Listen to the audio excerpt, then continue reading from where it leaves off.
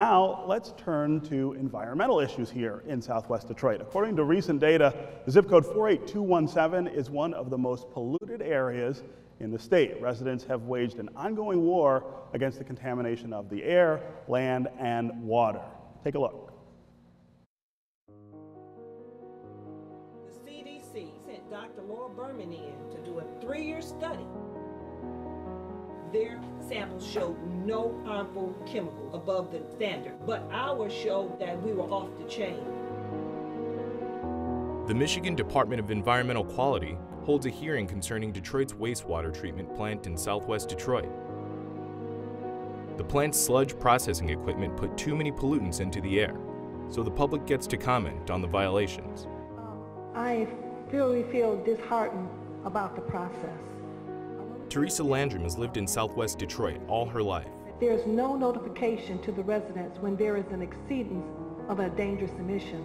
Here's Rhonda Anderson, who's with the Sierra Club. We've been to literally, I'm going to suspect hundreds of these permit hearings, especially in this area. And that's Dr. Dolores Leonard, the leader of the group.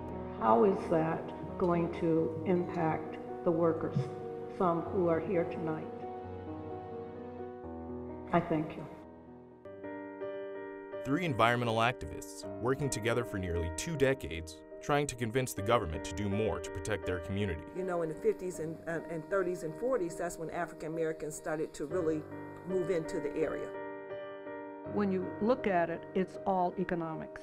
And we, as I keep telling people, we are collateral damage. We're in the way. Who has the ear of MDEQ? Do you think they're listening to a bunch of poor black people as we've been identified, or Latinos, or people of color, or, you know? No. This most southwestern part of southwest Detroit, inhabited mostly by African Americans, an area known as 48217, the most polluted zip code in Michigan. This little diagram here, it shows all the industries within a 3-mile radius that's located around my zip code. That's 48217. Industry, industry, industry, industry, industry, industry, industry, heavy polluters. This is what we call the black side. When I was growing up, all of this was segregated. So this was the only area that black folks could live in. Rhonda's taking University of Michigan professors and students on one of her toxic tours of the neighborhood. So the fish seem to be doing good, but I wouldn't eat the fish. They're looking at all sorts of heavy industry, steel mills, oil refineries, the wastewater treatment facility, and the coal-fired plant by the river, where toxins are carried down to Lake Erie. I've been doing these tours for probably 15 years. And really, they are so damn depressing. You know, it's like, when do we win? When do the people win? You know, all you can do is talk about the bad stuff. There's one good thing to show for the activists' efforts, who've learned they have to build a working relationship with government officials. Last fall, the MDEQ installed an air monitoring station behind the new Mount Hermon Baptist Church, with help from the U.S. Environmental Protection Agency. This air monitoring station being put in 48217, that is monumental. The monitor looks for toxins like sulfur dioxide, which can damage your lungs. The monitoring is planned for only a year. After that, who knows? The EPA is now on our president's chopping block. 75 miles up I-75, Flint found itself in the national spotlight with its water crisis, something that might bring more recognition to the problems in southwest Detroit. Some of the same toxins that were discovered in the water in Flint are actually in the air in this community. And so it took what happened in Flint to bring notoriety to the battles that we've been fighting in the 48217 zip code. Teresa Landrum's mother and father died of cancer. Her sister was diagnosed with cancer at the age of 24. Her aunt lives a few streets away. She has cancer too. I'm in this fight to save somebody else's life if I can. If we as a people, we as a government, we as human beings can work on that problem, I'm sure we can solve some of it and give our children a chance at a better life, a healthier life, a livable life. Okay, as you just saw, there are a lot of industries in the 48217 zip code that impact the air quality there, we reached out to one of them, Marathon Petroleum, for a comment. Here's a portion of what they said. Though there are much larger emission sources in the area, we are nonetheless 100% committed to continually finding ways to reduce our emissions further. In about the last 15 years, we have reduced our emissions by more than 70%. We appreciate being a member of the Southwest Detroit community, and we're proud to contribute to this region's prosperity and manufacturing base, and we're committed to being the best neighbor we can be.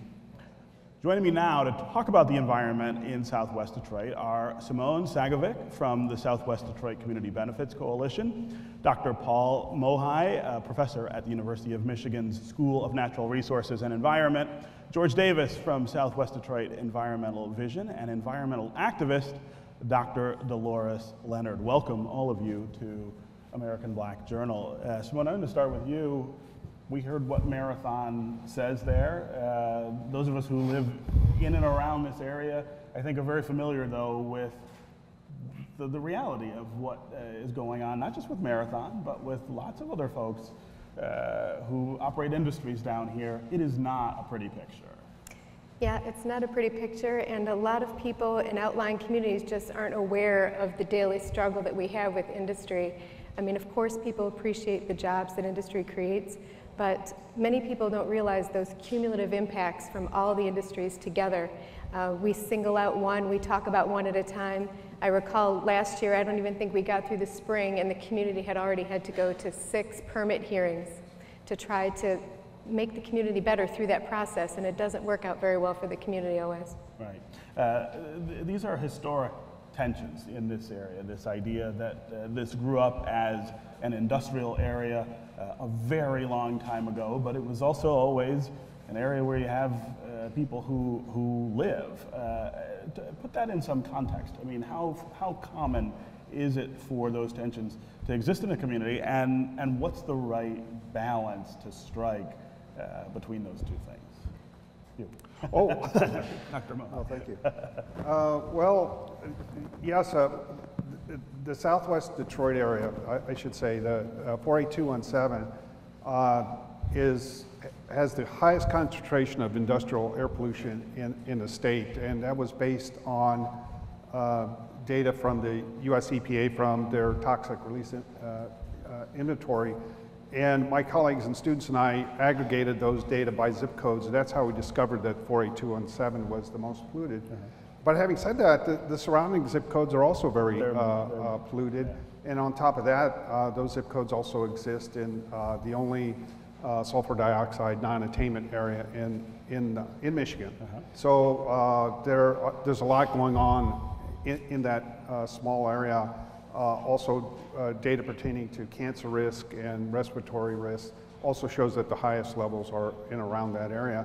And it's easy to see once you look at aerial maps or you look at the maps that we've been working on, how close, first of all, how big the industrial areas are in the first place, but also how very close they are to the people. And one of the maps we saw in the video was one of the maps that we did, and we found that there were at least 50 industrial facilities just within a 3-mile radius of the center of the zip code. Right. So that's a lot of industry and a lot of sources of pollution there. Yeah. I hear a lot of people say the industry's been here a long time. They're residents of a sort.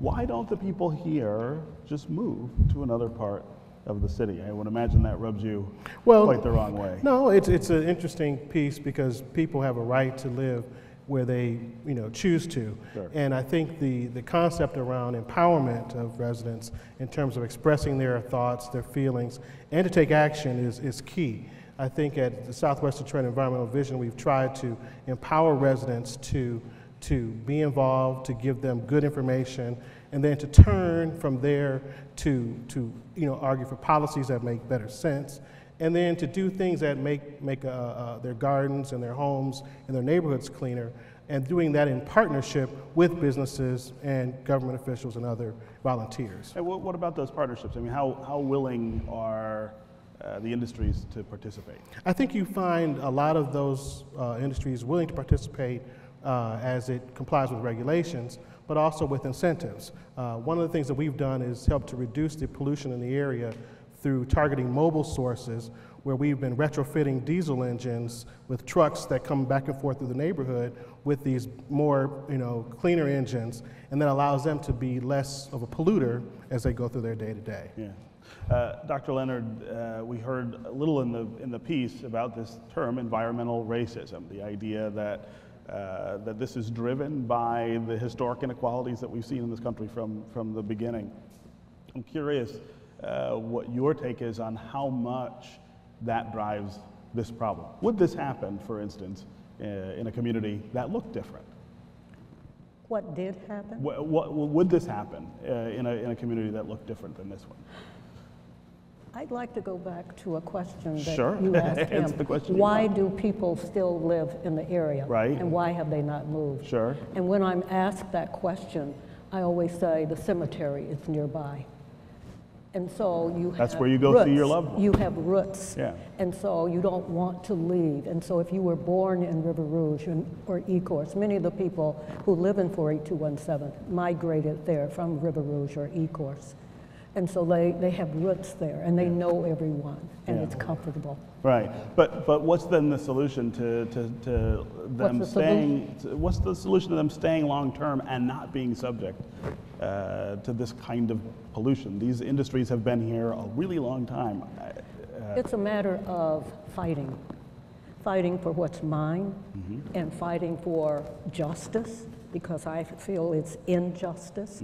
And at the same time, I do remember as a child seeing a rust-colored sky coming from Great Lakes Steel, thinking that was normal.